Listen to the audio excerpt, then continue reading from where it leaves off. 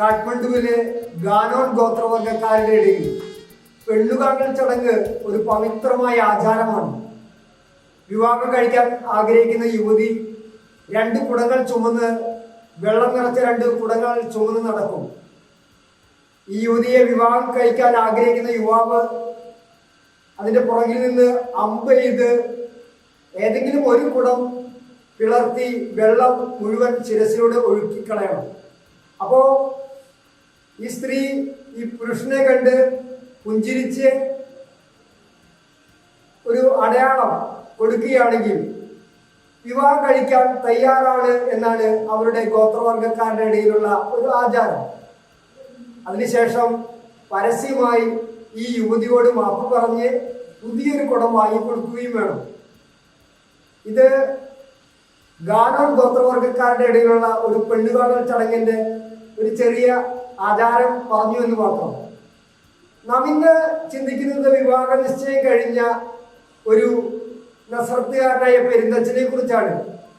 പറഞ്ഞപ്പോൾ തന്നെ നമുക്ക് എല്ലാവർക്കും അറിയാം, അത് മറ്റാരുമല്ല, നമ്മുടെ ഏറ്റവും പ്രിയപ്പെട്ട പിതാവ് യൗസേപ്പ് പിതാവാണ്. ജോസഫ് എന്ന വാക്കിന്റെ അർത്ഥം വർദ്ധിപ്പിക്കുക എന്നുള്ളതാണ്. എന്നാൽ പുതിയ നിയമത്തിലെ ജോസഫിന്റെ വർധനവ് ദൈവഹിതം നിറവേറ്റുക എന്നുള്ളതായിരുന്നു. ദൈവഹിതം നിറവേറ്റാൻ വേണ്ടി ഏതറ്റം വരെ പോകാനും ഏത് സഹനമെടുക്കാനും ആ കുടുംബനാഥൻ തയ്യാറായി എന്നുള്ളതാണ്. തിരുക്കുടുംബത്തിന്റെ മധ്യസ്ഥനായ വിശുദ്ധ യൗസേപ്പ് പിതാവ് ഓരോ കുടുംബത്തോടും പറയുന്ന വലിയൊരു ഉത്തരവും ഇതാണ്: നിന്റെ കുടുംബത്തിന്റെ വിജയത്തിന് വേണ്ടി, നിന്റെ കുടുംബത്തിന്റെ ഭദ്രതയ്ക്ക് വേണ്ടി, നിന്റെ കുടുംബത്തിന്റെ ആത്മീയ വളർച്ചയ്ക്ക് വേണ്ടി ഏതറ്റം വരെ പോകാനും ഏത് സഹനമെടുക്കാനും ഞാൻ നിങ്ങൾ തയ്യാറാണെന്ന് യൗസേപ്പ് പിതാവ് നമ്മോട് ചോദിക്കുകയാണ്.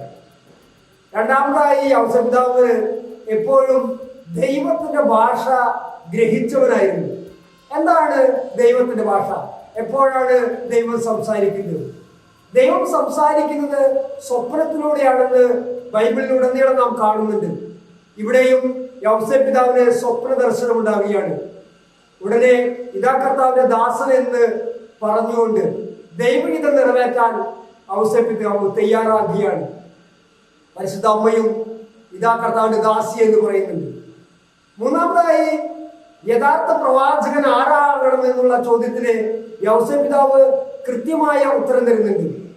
ആരാണോ എൻ്റെ അമ്മയും എൻ്റെ സഹോദരനും സഹോദരിയും എന്നുള്ള വിശുദ്ധ മത്തായി ശ്ലീഹായുടെ സുവിശേഷം 12:50 ചോദ്യത്തിനുള്ള ഉത്തരം വിശുദ്ധ യൗസേപ്പ് പിതാവ് നമ്മുടെ മുമ്പിൽ വരച്ചു കാണിക്കുന്നുണ്ട്.